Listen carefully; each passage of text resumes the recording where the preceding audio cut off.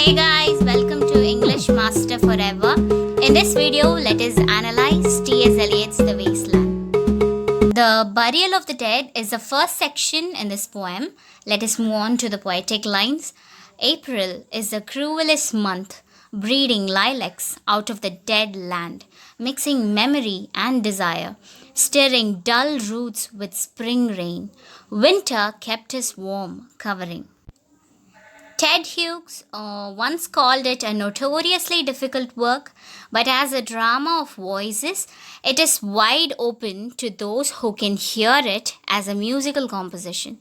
The title of the first part comes from the Book of Common Prayer, and the first line refers to Chaucer's Canterbury Tales, where April is sweet to him, but to Eliot it is the cruelest month. April brings new life, but with a curse. Winter kept us warm. It is a contradiction. How winter can keep warm. So the nature of seasons are totally reversed here. The next lines. A little life with dry tubers. Summer surprised us, coming over the Starnberg Sea. With a shower of rain, we stopped in the colonnade and went on in sunlight into the Hofgarten and drank coffee and talked for an hour. And when we were children, staying at the Archduke's, my cousins, he took me out on a sled. And I was frightened. He said, Mary, Mary, hold on tight. And down we went. In the mountains, there you feel free. I read much of the night and go south in the winter. In the above lines, there are conversations of day-to-day life, but there is non-linearity as the next narrative shifts towards someone called Mary. Yet, this non-linearity gives the readers a clue about the non-linear and chaotic minds of the people during the modern era. Little life shows that the people and lifestyle in the modern era was neither fully dead nor alive. It was just a state of existing and it is not living. The English translation for the German statement is, I'm not at all a Russian, I'm from Lithuania. So there is a childhood description of someone called Mary here, and I read much of the night. This tells that people in Wasteland suffer from sleepless, aimless nights.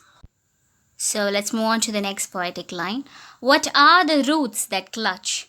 What branches grow out of the stony rubbish?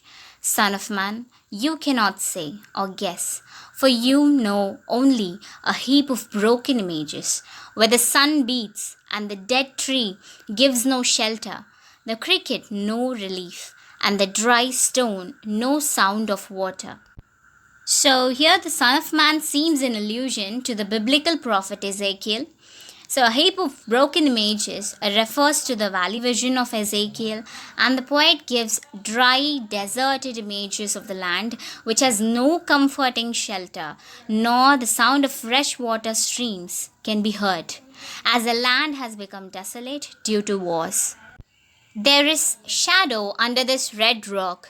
Come in under the shadow of this red rock, and I will show you something different from either your shadow at morning striding behind you or your shadow at evening rising to meet you. I will show you fear in a handful of dust. So the paraphrasing in the bracket is the poet's voice, and it gives coherence to the following lines. Like a handful of dust, it refers to the ritual during the funeral service, and fear in a handful of dust depicts the death striding to meet individuals and how this monotonous life leads finally into the grasp of death. So the translation for these lines say, fresh blows the wind to the homeland, my Irish child, where do you dally? This is taken from the opera The Ring of the Nibelung by Richard Wagner's revolutionary music. You gave me hyacinths first a year ago. They called me the hyacinth girl. Yet when we came back late from the hyacinth garden, your arms full and your hair wet, I could not speak and my eyes failed. I was neither living nor dead, and I knew nothing. Looking into the heart of light, the silence. The Hyacinth girl is Princess Isolda. The state of the people of Wasteland is mentioned in the sixth line. The translation from this Tristan and Isolda's myth is desolate and empty is the sea. Not only the land is desolate and silenced, but the sea too is silenced. The poet brings in the concept of modernism, where there is absence of belief and full of confusions.